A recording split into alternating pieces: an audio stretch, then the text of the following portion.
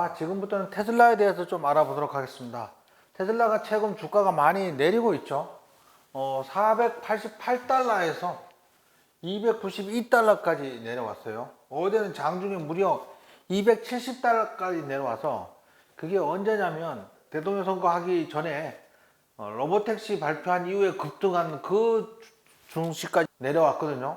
뭐 그러고 나서 며칠 또 로보택시 발표 이후 내려오다가 10월 12일 그 이후로 또 다시 강하게 상승했습니다. 270달러는 그 로보택시 발표 직후에 급등한 그 자리까지 내려왔어요. 그래서 어떻게 보면 차트상으로 보면 내려올 만큼 내려왔다, 이렇게 볼 수 있습니다.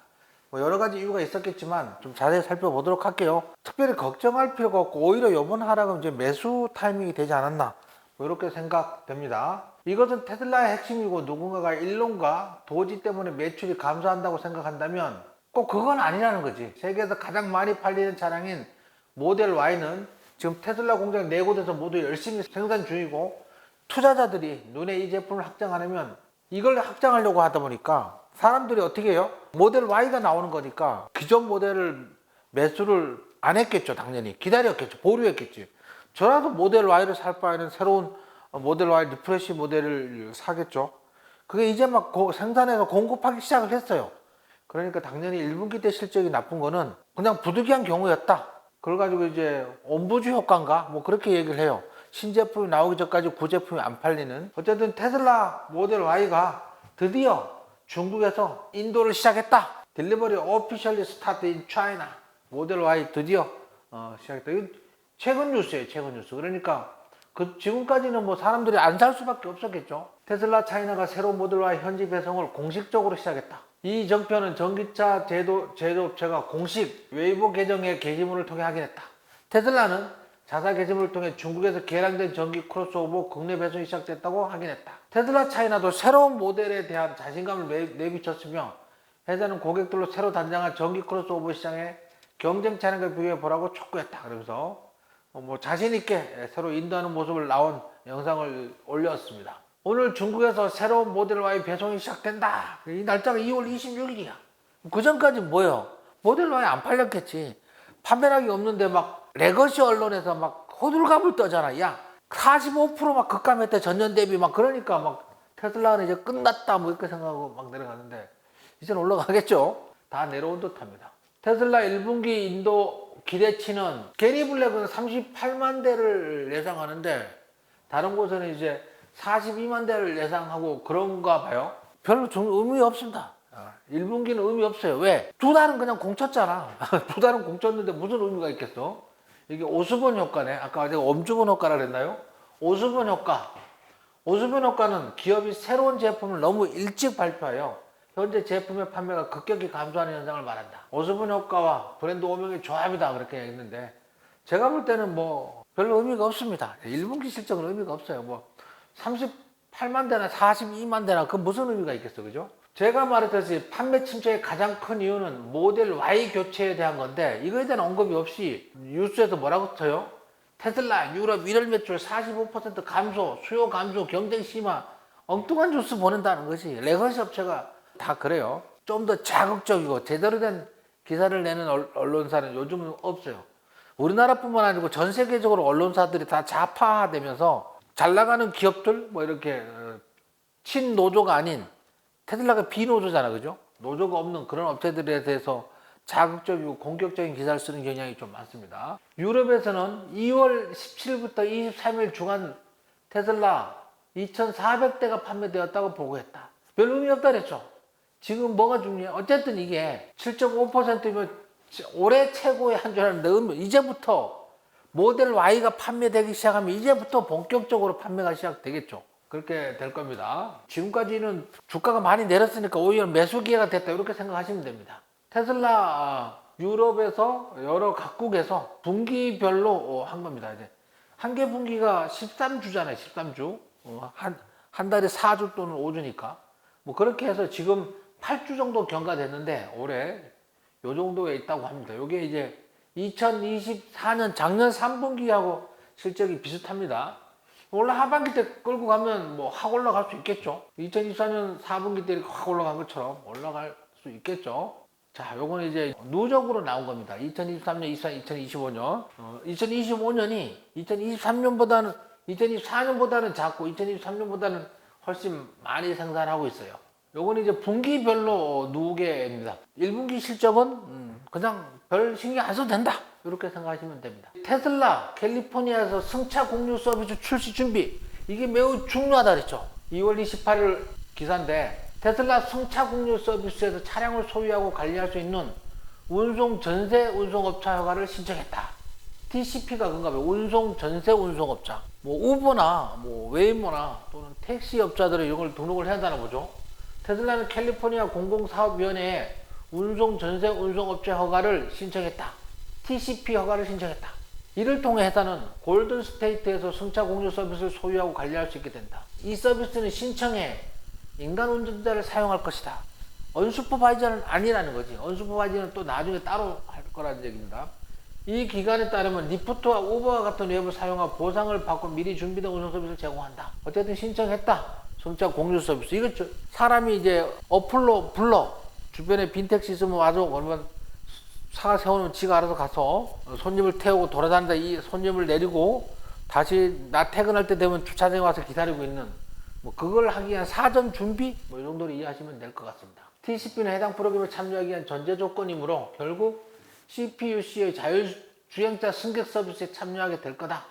이러한 움직임은 승차 공유 및 자율주행차 운송 프로그램을 제공하는 우버, 웨이모 등의 경쟁사에 직접적으로 타격이 될 수 있을 것이다. 웨이모는 이걸로 돈을 버는 거 아니잖아. 그래서 뭐 웨이모는 아닐 것 같고 우버는 타격이 될 수도 있겠죠. 당장은 아니더라도 2026년 뭐 이때부터는 테슬라의 2024년 4분기 실적 발표 전화회의에서 CEO 일론 머스크는 올해 텍사스에서 프로그램을 출시할 회사 계획을 공개했다. 올해 6월에 오스틴에서 유료 서비스로 감독 없는 완전 자율주행을 출시할 예정이다. 그래서 저는 팀과 이야기를 나눴다. 오스틴에 웨이모처럼 똑같겠죠. 이제 어플로 이제 부르면 운전대 없는 그 차량이 로보택시가 와 타면 어플리케이션을 통해서 목적지까지 입력을 했겠지. 우리가 카카오 택시 하듯이 현재 위치, 목적지. 그러면 지가 알아서 가서 내려주고 뭐 그렇게 하는 거를 유료 서비스를 6월달부터 시작할 것이다. 여기에 시장은 열광할 확률이 높습니다. 테슬라 사이버캡 차량은 6월에 오스틴에서 도입되고 얼마 지나지 않아 캘리포니아도 도입될 것이다. 이는 2025년 후반 및 그 이후까지 테슬라의 큰 발전이 될 것이다. 이제 이게 중요하죠. 근데 이제 캘리포니아 주지사가 민주당이거든요. 그 부분이 어떻게 될지 모르겠는데 어찌됐든 기대하고 있습니다. 그래도 내년에는 미국 전역에서 서비스 한다는 거지. 테슬라 주가가 40% 폭락을 했어. 문제가 하나 있어. 레버리지 ETF가 있는데 블룸버그에 따르면 테슬라 레버리지 3배짜리가 런던에 상장된 거 있거든요. 여기에 우리 한국 사람들이 가장 많이 샀대. 이거를 가장 많이 사서 테슬라의 1일 수익률의 3배를 제공하는 것을 목표로 하는 이 상품의 최고치에서 문제는 80% 이상 급락했어. 정상적인 회사가 한 40% 급락했으니까 이거 90% 정도 했겠죠. 만약 40%까지 갔으면 얘는 상장 폐지될 수도 있어요. 지난주 국내 증권사 미래에셋증권은 해외에서 상장된 가장 위험한 레버리지 ETF 중 일부에 대한 주문을 중단할 것이라고 말해서 3배 투자하신 분들은 아주 곤란해졌습니다. 1일 수익률 2배짜리는 뭐 그나마 미국에 상장된 ETF인데 TSLN인가? 뭐 그건 2배짜리인데 얘도 한 70% 까졌어요. 그래서 보면 이게 영국에 있는 3배짜리 레버리지 쉐어즈 3 테슬라 우리나라 투자자들이 3,811억 원어치를 샀나 봐요. 전체 77%를 우리나라 한국 투자자들이 하여간 무식하면 용감하다고 그죠? 때려 넣은 거지. 그냥 막 때려 넣은 거지. 여기 3배짜리가 또 있네. 그래닛 쉐어즈 3배짜리 362억. 영국 거는 요거 3,811억이나 들어갔어요. 하락으로 3배짜리 있네. 레버리지 쉐어즈 마이너스 3x 인버스네 그죠? 3배짜리 14억 원 들어가 있고 그래닛 쉐어즈 숏 테슬라 얘도 3배짜리 인버스네. 고점에서 3배짜리 인버스 샀으면 대박 났겠네 그죠? 이게 문제가 뭐냐면 레버리지 상품에 투자할 때 음의 복리 효과를 준비해야 돼. 제가 항상 누차 여러 번 말씀드렸어요. 3배짜리를 하면 안 된다고. 왜 그러냐면 내려갔는데 안 올라온다고. 예를 들면 기초자산 주가가 100원일 때 100원인 종목이 하루 30% 떨어졌어. 그 이튿날 30% 올랐어. 100원이 30% 떨어지면 70원이 되잖아요. 70원에 30%면 37이 21이니까 91원이 돼. 그런데 3배짜리는 100원에서 90% 떨어지면 10원이 남잖아요. 10원. 10원에서 30% 오르면 9원이 올라서 19원이 돼. 제자리를 못 찾아와. 상승할 때 3배로 가는 대신 내려갈 때 3배로 내려오고 올라올 때 중요한 게 뭐예요? 전일 종가 대비야 얘가. 전일 종가 되기 때문에 절대 제자리 못 올라와. 그래서 3배짜리는 주가가 많이 오른 상태에서는 절대 하면 안 된다. 요게 제가 우리 수강생들한테 수차례 말씀드린 그런 내용들입니다. 이런 얘기가.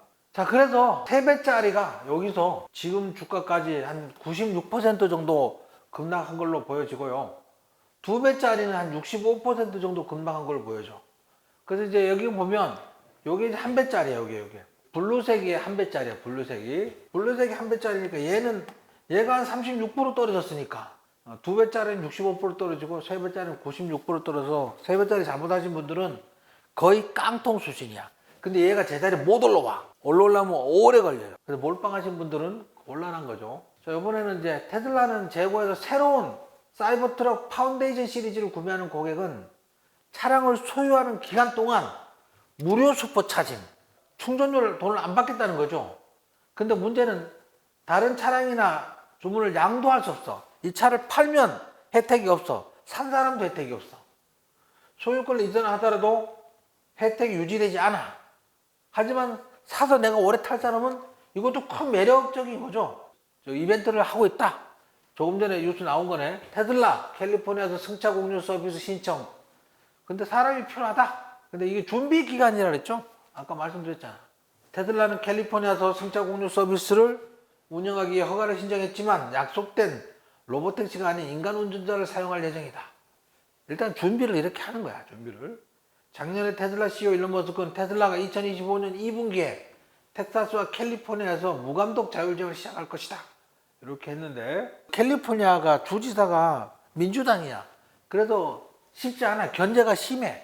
지난번에 저런 일도 있었잖아요. 모든 전기차에 보조금을 주는데 테슬라 차량에 보조금을 안 주겠다. 캘리포니아 그런 적도 있었어요. 그래서 우리는 테슬라가 2016년부터 약속해온 고객 차량의 무감독 자율주행이 아니라 웨이모가 수년간 해오던 것처럼 승차 공유 서비스를 위한 지리적 편수 고객의 원격 조작 지원을 제공하는 내부 차량일 것이라고 그렇게 생각했다.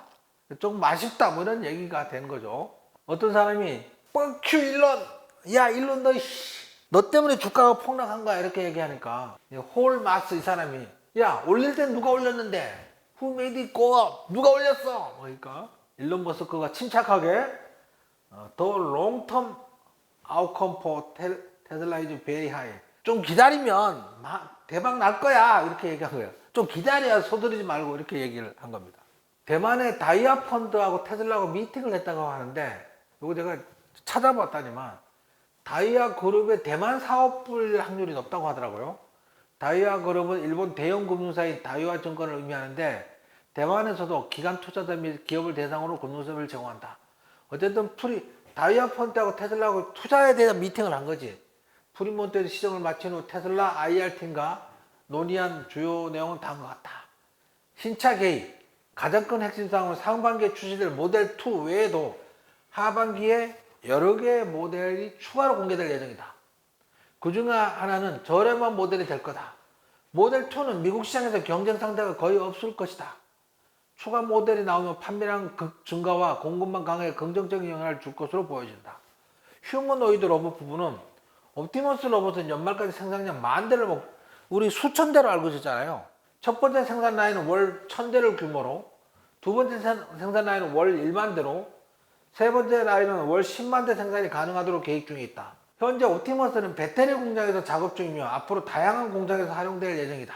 배터리 공장에서 그 배터리 옮기는 거 했었잖아요, 그죠? 안 해도 되는 작업을 하는 것 같긴 해. 그거 기계화하면 될 거를 옵티머스 훈련시키려고 일부러 이렇게 옮겨 담는 거 시키는 것 같아. 기계화하면 되지. 그걸 누가 하고 있어. 그냥 옵티머스 훈련시키려고 하는 것 같습니다. 소프트웨어 문제는 크지 않지만 가정용 모델 개발은 가정용은 아무래도 사람을 이어갈 수도 있고 그러니까 문제가 되겠죠. 중국에서 로봇 행사를 하는데 로봇이 사람한테 막 가격하는 장면이 막 TV에 나오고 막 그랬었어요. 올해 주요 목표는 비용 절감, 한 대당 $20,000 이내로 생산하는 거.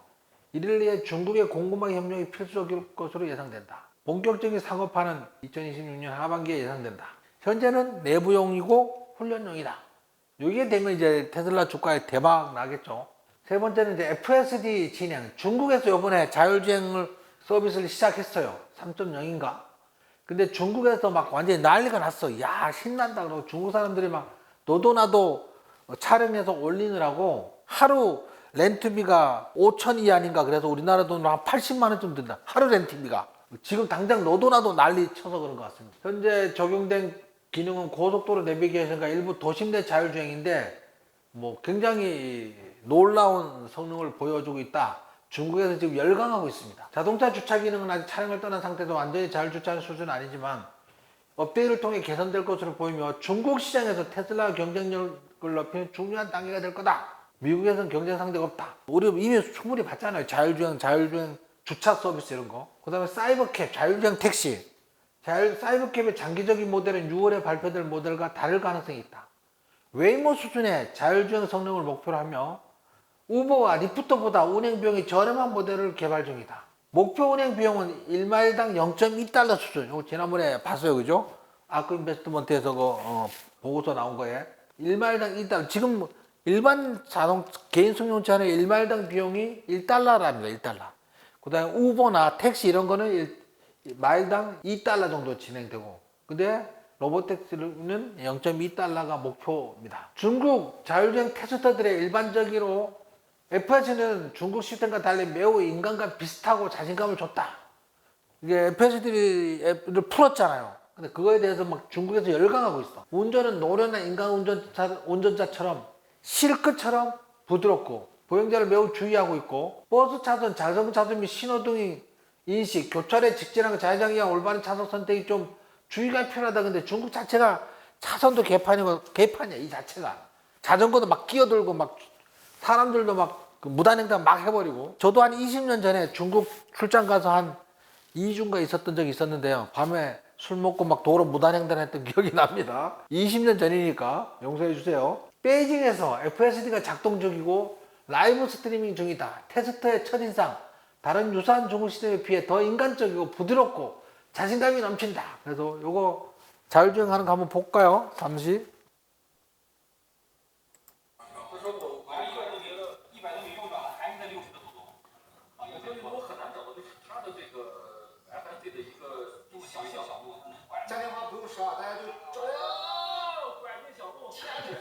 하여간 중국말은 좀 시끄럽습니다. 얘들은 지금 소심해가지고 차가 없는 데로 자율주행을 하고 있는 거야. 뒤에 가면 좀 복잡한 도심에서 자율주행하는 애들도 있어. 쟤들은 소심해서 차 없는 데로 다녔어. 얘는 좀 공격적이고 저돌적이네, 그죠? 차가 다니는 도로에 자율주행하고 있는 거야.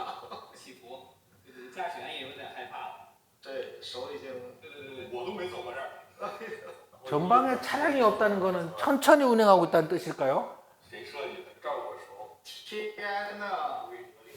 자, 또 하나 더 볼게요. 얘도 차가 없어. 여기 좀 낫까?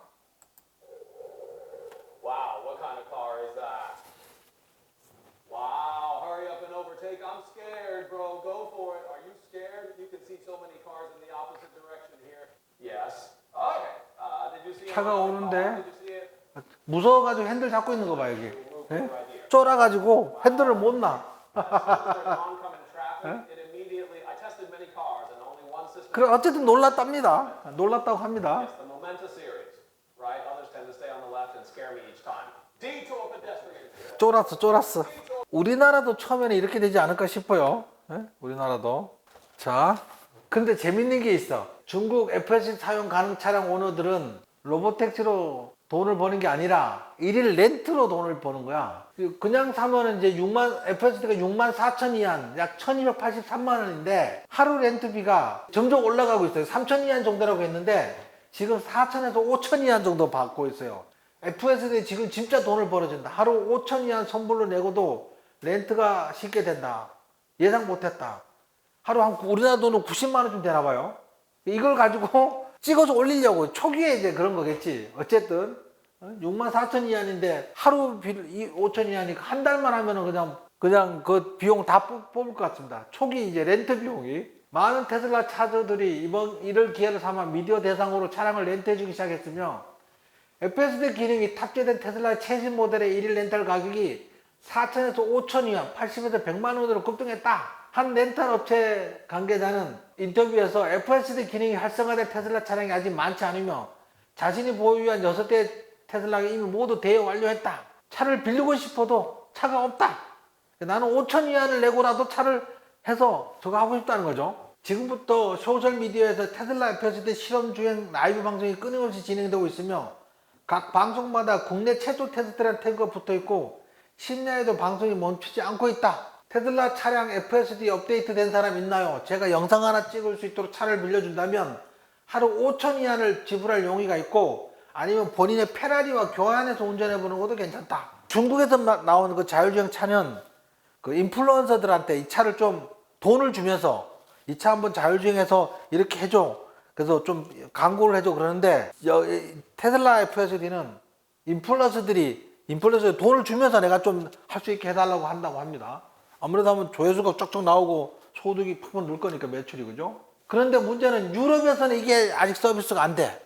유럽에서는 수년 된 기본 오토파일럿만 남아있는 가운데 중국에서 FSD를 출시한다는 것은 유럽 대륙이 부끄러운 일이다. 근데 이미 준비는 다 돼 있대. 규제 승인을 기다리고 있다. 원래 이제 일부 상반기 때 중국하고 유럽하고 자율주행 FSD 푼다 그랬잖아, 그죠? 유럽은 아직도 승인을 기다리고 있다고 합니다.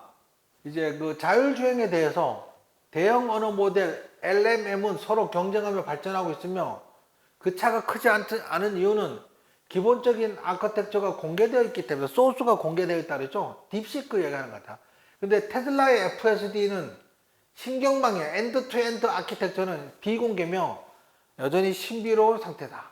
일론 머스크가 AI 데이 개최를 중단한 이후 경쟁사들은 지난 2년 동안 온갖 노력을 기울였지만 여전히 테슬라의 FSD 시대를 완전히 파악하지 못하고 있다. 당연히 못하죠. 그 누적된 직접 데이터를 갖고 저걸 하는 거잖아. 그거를 당연히 못할 것 같습니다. 중국 FSD에 대한 전문가의 견해는 순수 시각 기반 인식의 정확성과 범위는 최고 수준이며 도로의 지형 구조에 대한 추론 오류가 거의 없다. 이거는 중국에서 중국 사람들이 평가한 거니까 의미가 있다고 얘가. 중국은 왠지 미국 카산에 대해서 약간 깎아내리려는 경향이 있잖아, 그죠? 국뽕에 치여서 다양한 교통콘, 브라이드, 기타 일반적인 장애물을 정확하고 안정적으로 감지한다. 중국 내 경쟁사 중에서 어느 정도 근접한 회사가 한 곳뿐인 반면 다른 회사는 여전히 상당히 뒤쳐져 있다. 근접하지는 않죠. BYD인데 근접하지도 않았어. 아직도 갈 길이 후졌어. 그나저나 상당한 양의 지도 지원이 사용되고 있다는데 회의적이다. 예를 들어 지하 2층 주차장에서 차를 몰고 올라올 때 표면 교통 레이아웃을 추론하기 시작한다. 한두 시간 테스트 후에 FSD는 움직이는 차량, 보행자, 자전거 타는 사람을 인식하는 데 문제가 없었다. 차선 변경, 양보 행동 및 교차로 처리를 포함하여 자연스럽게 사고작업을 실행했다. 주저하거나 잘못된 판단이 없었으며 기반 접근 방식의 정확성을 보여주었다. 그러나 여전히 시각적 단서에 크게 의존하고 다른 감지 방법의 중복성은 제한적이다.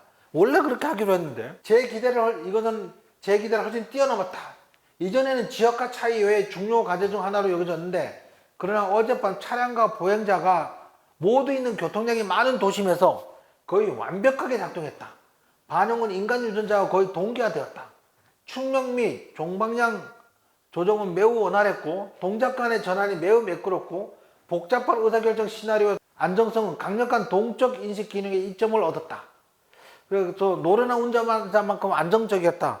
중국 사람들이 그렇게 평가를 하는 겁니다. 이 사람이 그 샤오미에서 그 엔지니어로 있는 사람인가 봐요. 그 사람이 이제 미국에서 자율주행을 해본 거와 중국에서 자율주행 해본 거에 그 본인 체험담을 얘기를 했어. 글씨는 과거 해외로 유학을 떠난 친척의 이야기를 하며 그가 미국에서 생활하며 어떻게 적응했는지 설명한다. FSD 중국 내 테스트 및 경험, 테슬라의 안전자율주행이 중국에서 어떻게 작동하는지를 설명하며 미국과 중국 버전 간의 차이가 거의 없다는 점을 강조했다. 소프트웨어 및 하드웨어가 동일하며 미국에서 사용하던 FSD 경험이 중국에서도 그대로 재현됨을 의미한다. 중국과 미국의 교통환경 차이, 미국과 중국의 도로 환경이 크게 다르지만 FSD가 중국에서도 정상 작동한다는 점은 매우 놀랍다고 평가했다. 복잡한 교통 시스템, 정체, 신호체계 등에서도 큰 차이가 없다는 점을 기술 정보로 흥미롭게 다루고 있다. 장점과 단점인데 뻔한 거고 결론, 테슬라의 FSD는 중국에서도 이미 상당히 잘 작동하고 있으며 향후 더욱 발전할 것이라고 평가한다. 현지화 과정에서도 미국 버전과 차이가 없다는 점이 기술적 성과다. 마지막으로 중국에서도 점점 더 안전자율주행 기술이 받아들여질 것이라고 전망된다. 그래서 이렇게 길게 쓴 거를 챗 GPT를 통해서 정리를 요약을 했습니다. 일론 머스크 유럽에서 테슬라 완전자율주행차 출시 규제가 안 떨어졌다는 거죠. 준비는 딱 마쳤는데 아직 승인이 안 났다. 자, 트윗에서 나열된 테슬라의 긍정적인 뉴스에 대해서 FSD 런칭인 차이나 FSD 중국에서 출시, 야 팔아, 새로운 모델을 배송이 시작됐다, 팔아. 주가 폭락하니까 테슬라가 캘리포니아에서 라이드쉐어 차량 공유 네트워크 허가 신청을 했대. 팔아라. 막 이렇게 시장에서 떠든다는 거지. 시장 반응이. 테슬라가 긍정적인 소식을 발표할 때마다 시장이 오히려 주식을 매도하는 비이성적인 반응을 보인다는 것을 비꼬는 것이다. 지금 알아가고 있는데. 근데 마지막 문장에 meanwhile me, 그 와중에 나는 계속 buy, 난 계속 산다. 즉 다른 사람들이 부정적으로 반응하며 주식을 팔 때 나는 오히려 주식을 사들이겠다는 의미다. 이는 테슬라의 미래 성장 가능성을 믿고 장기적으로 투자하는 입장을 나타낸 것이다. 이건 이제 스타링크 얘기입니다. 스타링크가 올해 2025년 2월에 500만 명이 사용하고 있다고 합니다. 스타링크는 자체적으로는 뭐 오지에서도 스타링크 서비스를 받을 수 있고 막 그런 거잖아, 그죠? 지금 막 말로 나오고 있는데 테슬라 휴대폰을 만들겠다잖아. 근데 얘는 스타링크하고 연결이 되는 거야. 그러니까 로밍이 필요 없어. 이 핸드폰을 들고 어디를 가더라도 다 통화가 되는 거야. 위성 통화가 되는 거죠. 위성 통화가. 테슬라 휴대폰이. 뭐 그게 또 나오면은 어떨지 모르겠습니다. 그죠? 어떤 통신 시장에, 휴대폰 시장의 판도가 바뀌지 않을까. 그렇게 됩니다. 그것도 뭐 삼성에서도 만든다고, 협약해서 만든다고 하기도 하고 뭐 어떻게 될지 모르겠습니다. 어쨌든 그게 나오면 스타링크하고 접목된다면 또 다른 판세가 뒤집힐 것 같습니다. 테슬라 사이버캡의 장거리 기능에 대한 세부 정보. 테슬라는 사이버캡에 대한 새로운 세부 정보를 공개했는데 도로 여행이나 전국 여행과 같은 장거리 이동 기능에 대한 내용도 가능한 거죠. 그러니까 미국은 그런 게 필요한 거잖아. 사이버캡을 둘러싼 이야기는 적어도 처음엔 도시 내에서 단거리 승차 공유에 중점을 둘 거다. 하지만 시간이 지나면 외부에 큰 여행도 가능하지 않겠냐. 이렇게 하고 있는 겁니다. 장기적으로는 테슬라는 완전한 자율주행을 실현하는 것을 목표로 하고 일부 사람들은 장거리 여행이나 용로 여행을 원할 것이므로 차량이 주 경계를 넘나드는 주행 능력에 대한 의문이 제기되어 이것도 결국은 공개를 해야 된다. 테슬라는 현재 기가 텍사스에서 사이버캡 제조와 관련된 6개의 채용 공고를 냈다. 장비기술자 사이버캡 플라스틱, 장비기술자 사이버캡 프레스, 도금 및 금융 전문가 사이버캡 플라스틱, 장비기술자 사이버 제너럴 어셈블리, 공정 엔지니어 사이버캡 플라스틱 쭉 해서 채용 공고가 나왔다는 얘기입니다. 사이버캡에 대해서 채용 공고가 떴다. 사이버캡은 생산을 위해 페인트 부스가 필요하지 않다. 대신 테슬라는 생산되는 플라스틱 패널에 폴리에틸렌 페인트를 주입하는 공정을 개발하고 있어 색상이 융합된다. 그래서 다양한 색상이 나올 수도 있다. 이렇게 생각을. 자, 여기까지 얘기했는데 이제 테슬라 주가가 많이 폭락했잖아요. 급락했잖아. 그럼 우리는 멘탈을 어떻게 잡아야 될까? 그 멘탈에 대한 얘기를 좀 하고 마무리를 하도록 하겠습니다. 피터 린치의 주식에 대한 5가지 명언. 모든 사람이 주식으로 돈을 벌 수 있는 두뇌를 가지고 있어. 누구나 주식 투자를 할 두뇌는 갖고 있어. 하지만 그것을 감당할 배짱을 가지고 있잖아. 왜 그러냐면 얘가 쭉 가는 게 아니잖아. 올랐다 내렸다 이러면서 가는 거야. 막 오르내리면서 가는 거니까 사람들이 심리적으로 배짱이 없는 거 힘든 거지. 조정에 대비하고 예측하려는 투자자들 인해 잃은 돈이 실제 조정에서 잃는 돈보다 훨씬 많다. 주가가 떨어질 것을 걱정해서 너무 일찍 매도하거나 다시 들어가는 타이밍을 놓치게 되면 오히려 장기적으로 수익을 극대화할 길. 조금만 내려도 무서워서 팔고 돌릴 때 사면 되잖아. 근데 그게 그렇게 자기 생각대로 안 된다는 거야. 생각보다 늦게 팔고 생각보다 늦게 산다는 거지. 그래서 오히려 처음부터 끝까지 쭉 가져가는 사람보다 수익이 크지 않다는 거지. 그렇게 하면서 놓치면서 잃는 돈이 훨씬 많다는 겁니다. 내부자는 여러 가지 이유로 주식을 매도하지만 매수한 이유는 단 한 가지. 내부자가 주식을 팔 때는 뭐 차익 실현, 자금이 필요 뭐 이런 거지. 내부자는 이제 여러 가지 이유로 주식을 매도하잖아요. 매도하는데 뭐 돈이 필요하다 매도하든 뭐 어쨌든 매수하는 이유는 주식에 대해서 내부자니까 잘 알 거 아니야. 근데 주식을 사는 이유는 뭐예요? 앞으로 오를 거라고 믿기 때문에 주식을 산다는 거지. 그래서 주식시장에서는 가장 많은 돈을 뒤집어 보는 사람이 승리한다. 주식을 연구를 많이 하는 사람, 이 종목 저런 종목을 연구를 많이 하는 사람, 테슬라에 대해서 연구를 제일 많이 하는 사람이 누구야? 우리나라의 점자죠. 테슬라에 대해서 가장 연구를 제일 많이 하는 사람이야. 막 전 세계에 있는 뉴스나 뉴스 다 뒤져. 미국, 유럽, 중국, 일본 영상을 각종 뉴스를 다 짓고 그거를 분석하고 여러분들하고 공유하고 있는 거야. 주식으로 돈 버는 핵심은 단순히 겁먹지 않는 것이다. 주식이 하락할 때 공포에 질려 손해보고 팔아버리는 것이 가장 큰 문제다. 깡으로 버틸 때 버텨야 되는 거야. 왜? 큰 흐름은 제가 여러 번 말씀드렸어. 테슬라 주식을 단기적으로 예측은 어려워. 장기적으로는 예측이 가능해. 근데 많은 사람들은 거꾸로 생각해. 단기적으로 예측 가능하고 장기적으로 예측 못한다고 생각해. 장기적으로는 이렇게 갈 거니까 큰 패러다임 변화가 없잖아요. 하지만 단기적으로는 항상 새로운 뉴스가 막 나와. 새로운 뉴스가 나오고 주가가 충격을 받고 급등하거나 급락하거나 막 이런 일이 벌어지니까 예측이 어렵지. 이럴 때 그냥 큰 흐름을 보고 견디면 됩니다. 주식이 매력적일 때 당신은 그것을 삽니다. 물론 더 떨어질 수도 있습니다. 저는 12달러의 주식을 샀는데 2달러까지 내려갔지만 결국 30달러까지 올랐습니다. 바닥이 어디인지는 알 수 없다. 주식은 분할로 사라는 소리야. 분할로 사. 바닥을 정확히 알고 살 수는 없어. 그래서 우리 저런 거 있잖아요. 무릎에서 사서 어깨에 팔아라. 소문에 사서 유수에 팔아라. 뭐 그런 얘기들 있잖아. 너무 싸게 살려고 하지 말고 큰 흐름을 갖고 좀 길게 가져가야 된다는 거죠. 자, 우리 찰리 먼거 이분 돌아가셨죠. 워렌 버핏의 오랜 공동 투자자 찰리 먼거가 이런 말을 했어요. 큰 돈을 버는 거는 사는 거나 파는 게 아니고 그건 기다림에 있다는 거예요. 기다림. But in the waiting. 큰 돈을 벌려면 잘 사고 파는 건 중요한 게 아니고 오래 기다릴 수 있어야 큰 돈을 벌 수 있다는 거야. 테슬라가 바로 그 얘기라는 거야. 우리는 사서 2030년까지 정신을 바짝 차리고 꾹 참고 견디는 거야. 그래야지 성공할 수 있다는 거지. 그래야 중간에 조금 오르면 안절부절 해가지고 조금 오르면 내려갈까 봐 팔고 싶고 조금 내려가면 더 내려갈까 봐 팔고 싶고 온통 막 머릿속에 막 마구니까 두글두글 끓어서 비관론에 휩싸이면 큰 돈을 못 벌어요. 낙관론을 갖고 주식을 분석하면서 저랑 같이 계속 가셔야 돼. 저와 함께 가셔야 됩니다. 그래야 성공할 수 있습니다. 자, 오늘은 테슬라 관련된 소식은 여기까지 하도록 하겠습니다. 주말 연휴 편히 쉬시고 다음 주에 뵙도록 하겠습니다.